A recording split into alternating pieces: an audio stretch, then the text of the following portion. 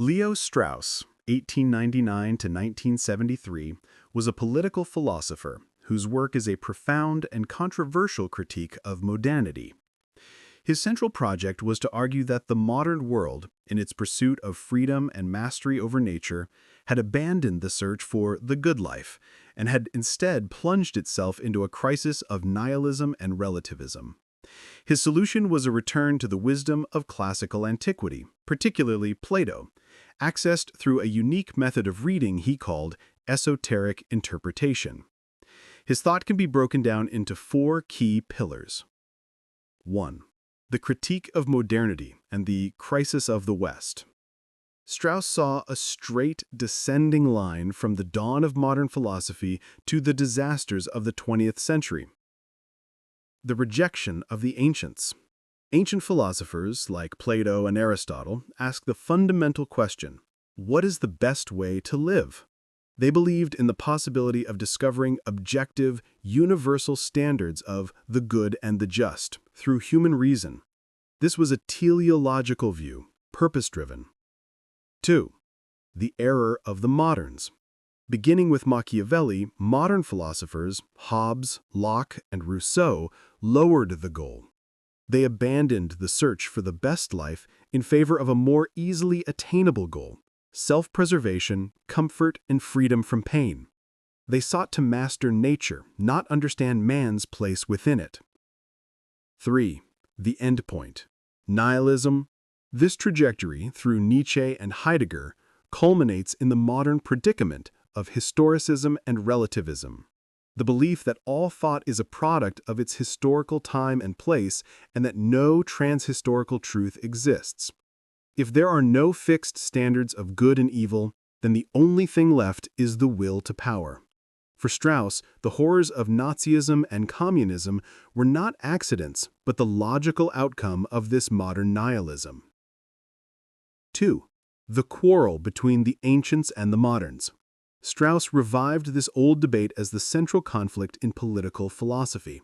He forcefully argued that the ancients were superior to the moderns because they understood the fundamental political problem, the inherent tension between philosophy and the city or society.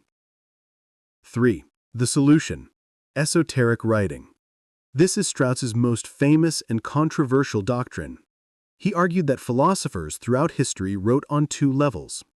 Exoteric teaching, the surface public meaning. This is the conventional, pious, morally uplifting teaching intended for the masses. It affirms the city's gods, customs, and laws to maintain social order and stability. It is a noble lie necessary for political life. Esoteric teaching. This is the hidden, true meaning. This is the radical, skeptical, and potentially unsettling philosophical truth concealed between the lines through deliberate contradictions, subtle hints, and strange phrasing. It was meant only for the few, careful, and philosophically minded readers. Why hide the truth? Strauss gave two primary reasons.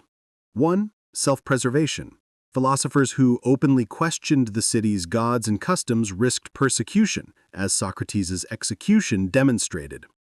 2. Social responsibility. The unvarnished truth could be dangerous to society. Widespread skepticism could erode the shared beliefs and morals that hold a community together, leading to cynicism and disorder. Therefore, to be a Straussian is to learn to read between the lines, to become part of a secretive, transhistorical dialogue among philosophers. 4. The return to natural right. Against modern relativism, Strauss advocated for a return to natural right. He preferred this term to natural law. Classical natural right is the view that what is right is not a human convention, but is determined by nature and discoverable by reason. It is objective and universal. For Strauss, the best regime is the one that best facilitates the pursuit of the philosophical life, the life dedicated to the quest for truth. Strauss's enduring and controversial legacy. In academia, he is a towering but divisive figure.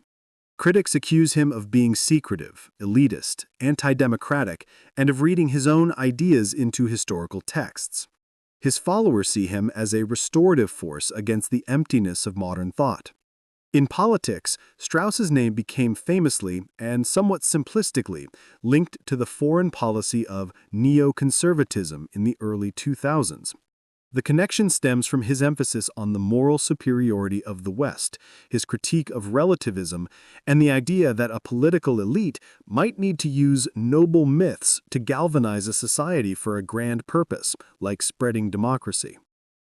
Leo Strauss argued that the modern world's embrace of relativism and historicism has led to a spiritual crisis. The only way out is to recover the lost wisdom of the ancients by learning to read their texts as they were written, esoterically. This reveals a timeless, universal, natural right that provides a true standard for judging political life. But this truth is so dangerous that it must remain a secret guarded by a philosophical elite.